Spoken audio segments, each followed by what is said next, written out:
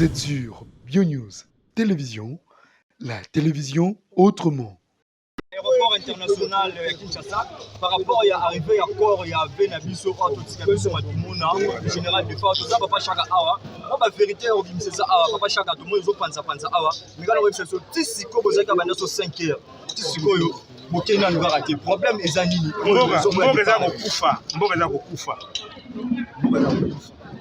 C'est quoi les problèmes dans les associations?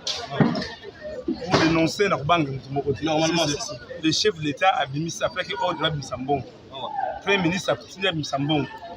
Le ministre qui dit les arts, le Missambon, pour la Makamade Fao. Mais pour les Missanga, en tout cas, la nation a bimiawa. Car on a bien on nos sangs.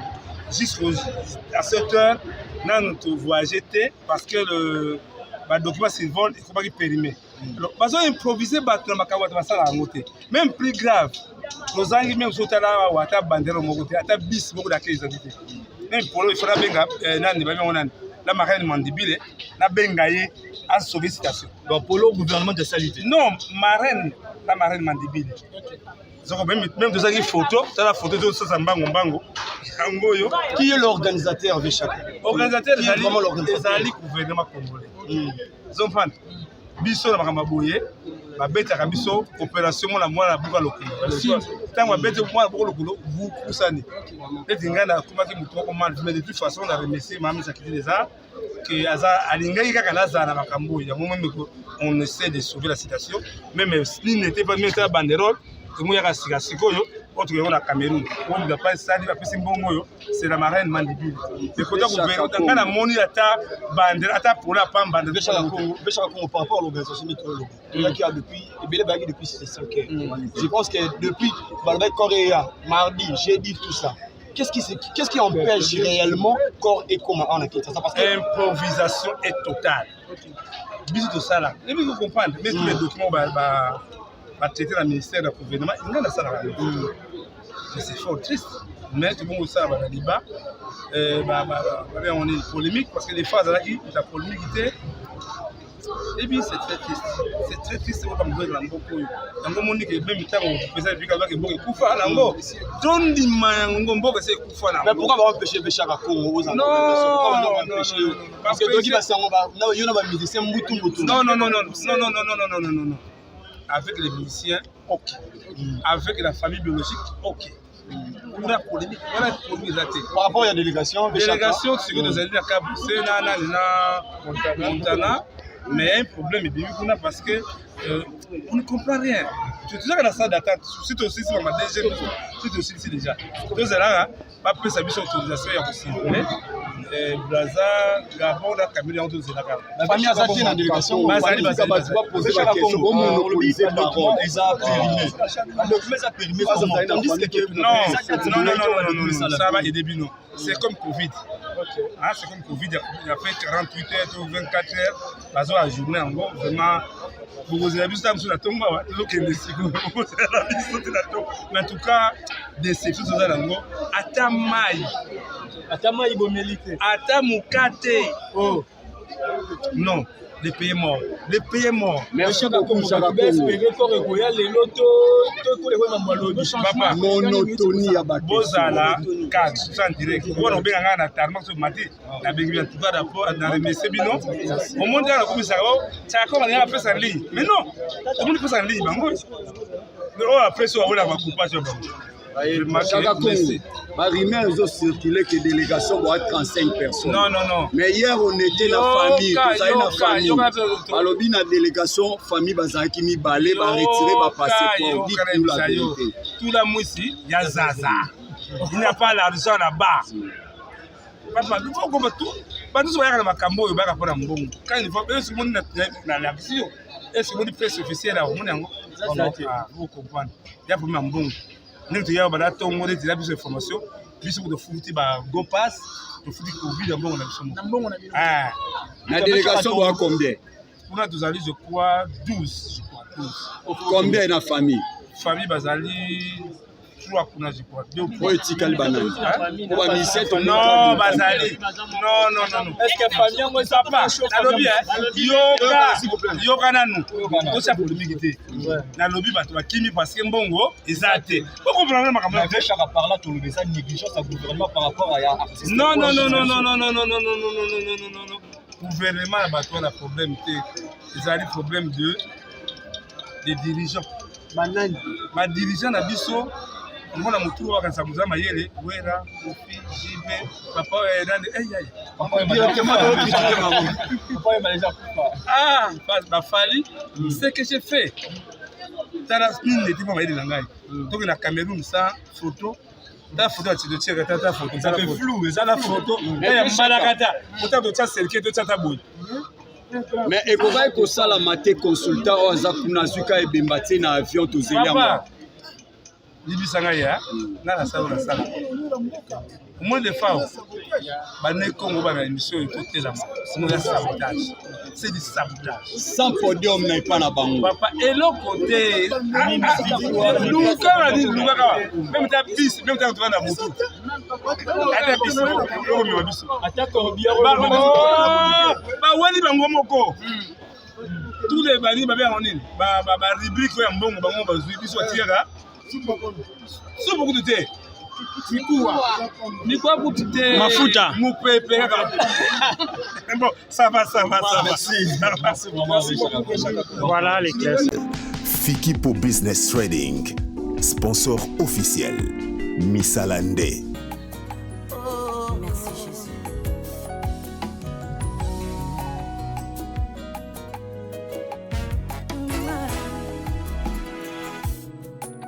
Nafuteli yango mbongo te ngolo ekuti ngai ekuti ngai bisika na kana te nazweli yango facture te ngolo ekuti ngai na tango na kana te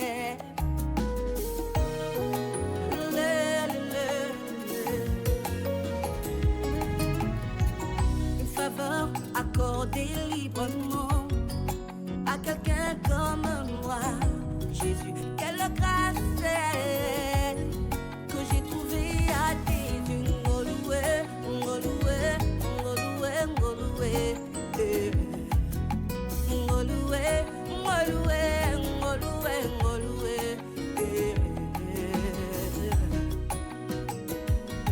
Yeah, yeah.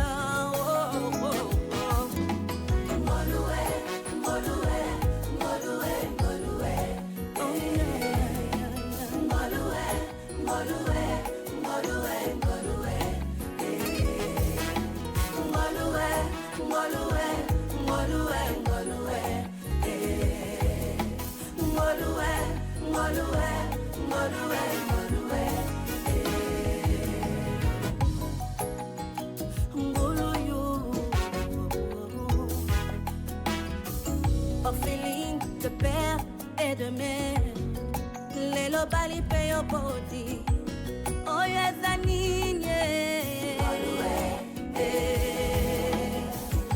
pasusumu tu pasina mabale, ya yozana kinya, oh yes anine, bambule bele someone, les lobana agogo.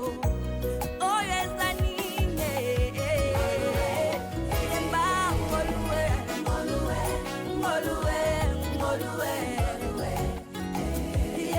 ngolue, ngolue, ngolue, ngolue.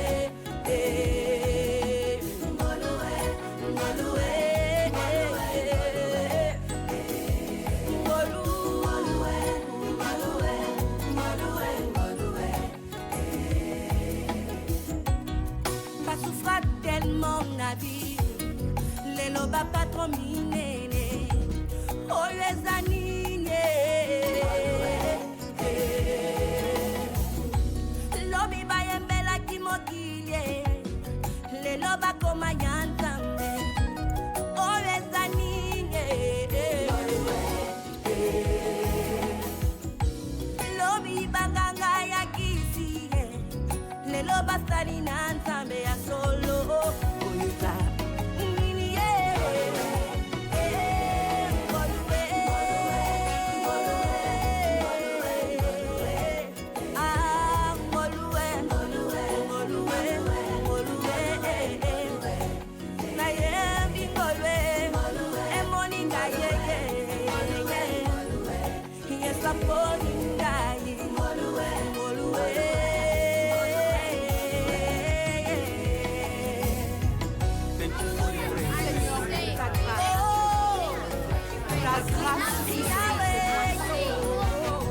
Merci pour ta grâce.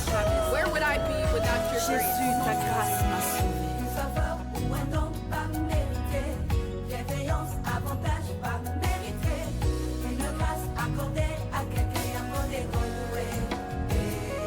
Ngolue zani. Une faveur ou un don pas mérité, bienveillance, avantage pas mérité, jamais mérité, accordée à quelqu'un à mon Ngolue.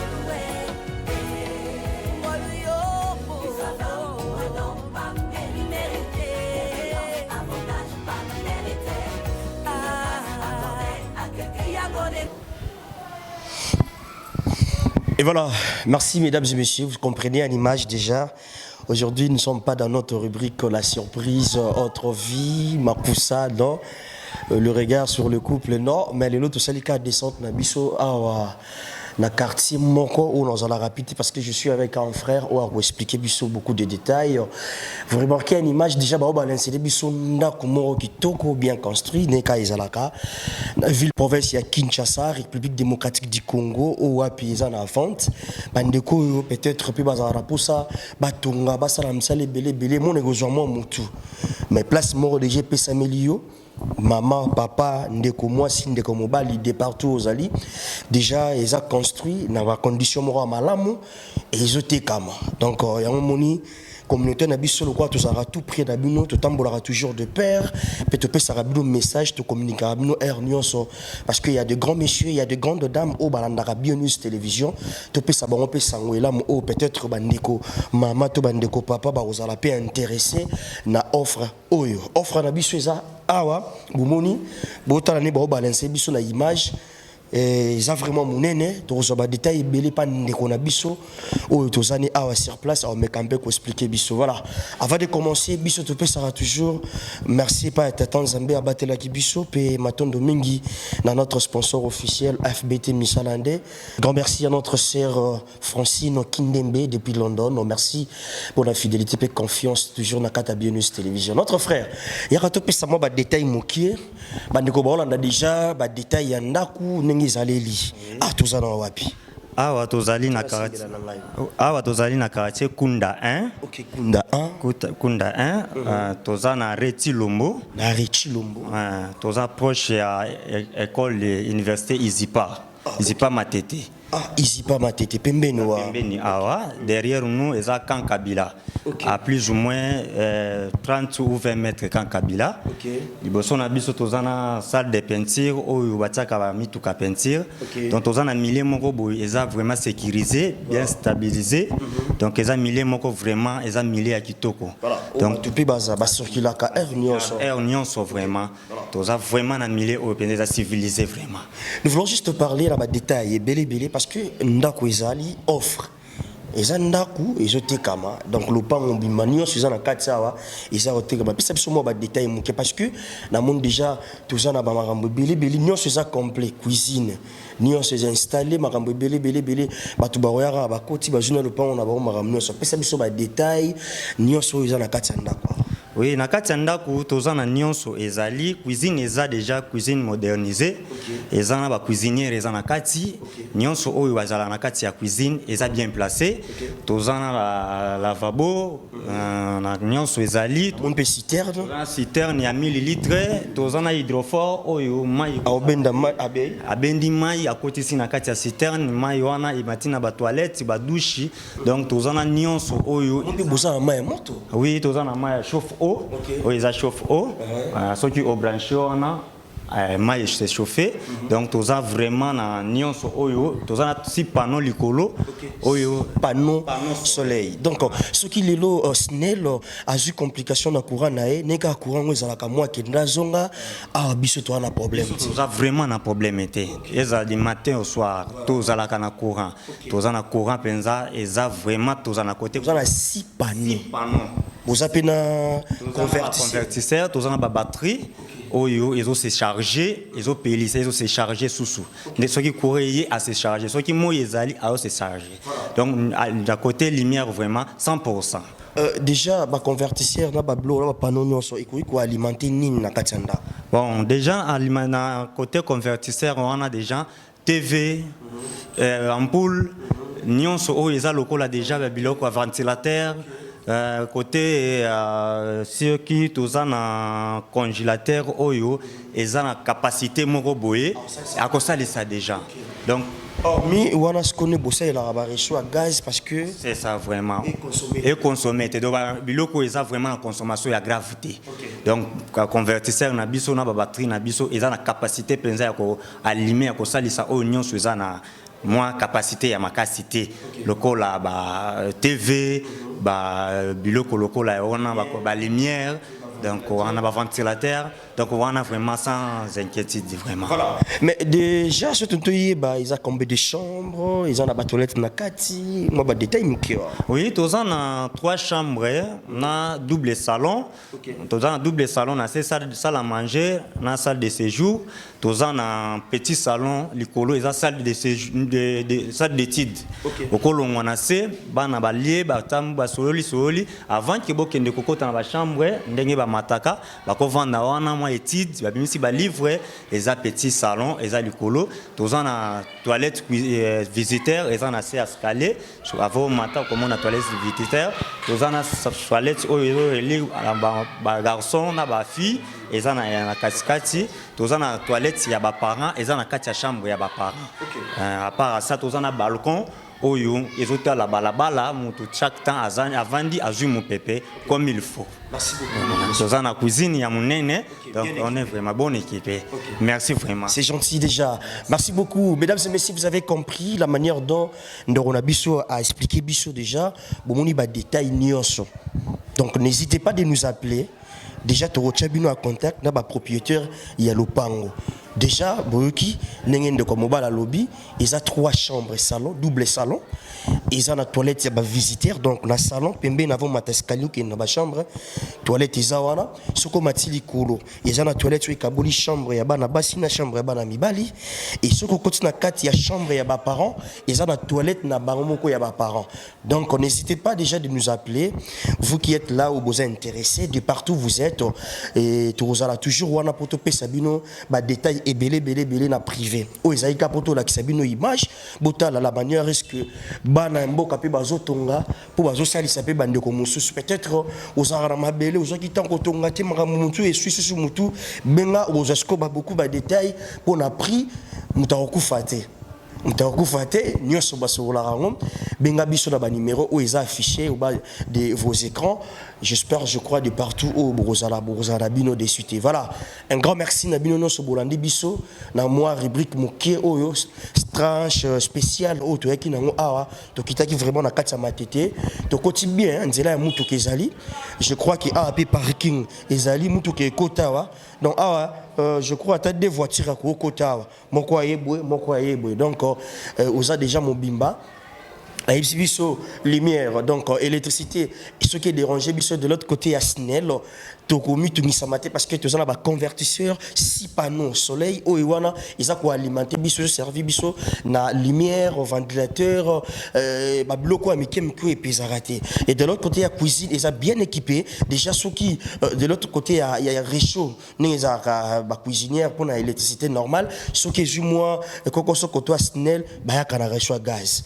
Neka et Salimaka, nous sommes vraiment dans le bon. N'hésitez pas de nous appeler déjà dans plus 243 89 86 89 930. Là, vous irez en direct pour Tchabino déjà na propriétaire, il y a ici Oyo.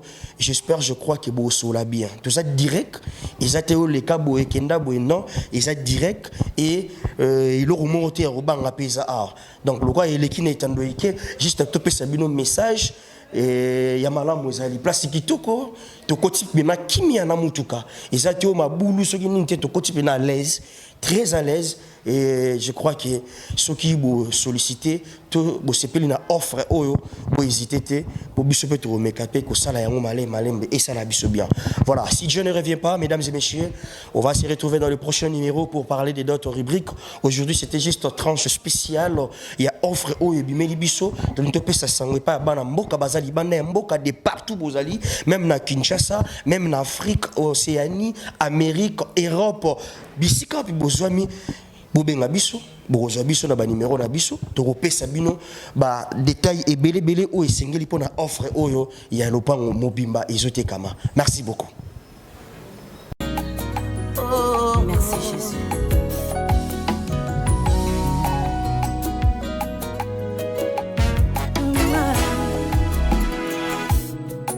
Nafuteli yango mbongo te ngolwe kutinga écoute ngai bisika na kana te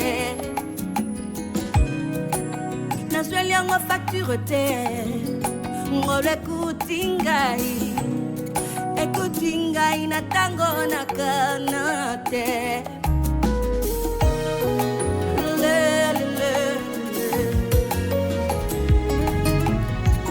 une faveur accordée librement à quelqu'un comme moi, Jésus, quelle grâce c'est que j'ai trouvé à tes yeux. Ngoloué, ngoloué, ngoloué, ngoloué, ngoloué, ngoloué, ngoloué, ngoloué,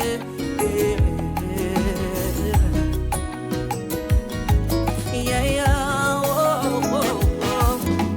Ngoloué, ngoloué, ngoloué.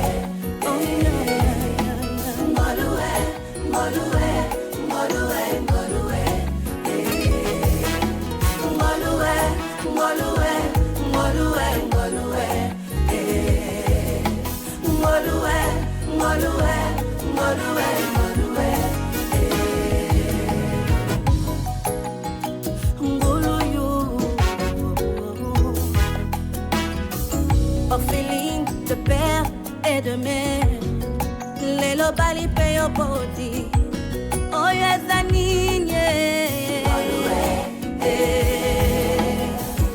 kasusumu tu pasi na mabale, ya yozana kinya, oyo zaninye, bambule bele somwane, le lobana akobo.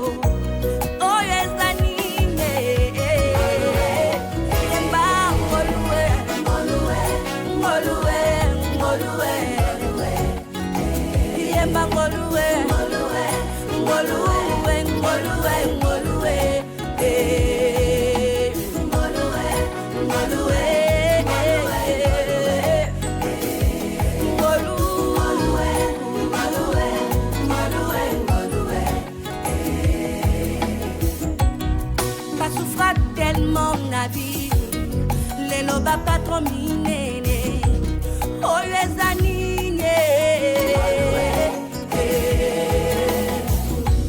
lobi bayembela kimokilie, le loba koma yantambe, oyo zanine,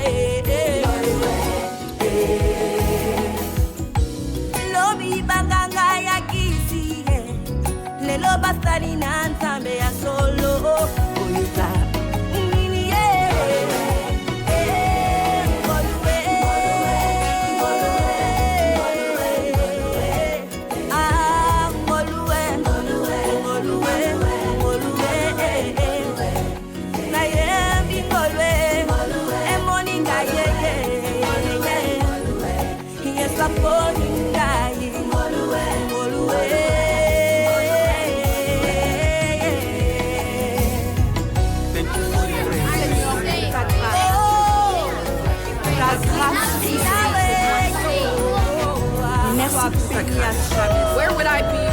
Jésus, ta grâce m'a sauvé.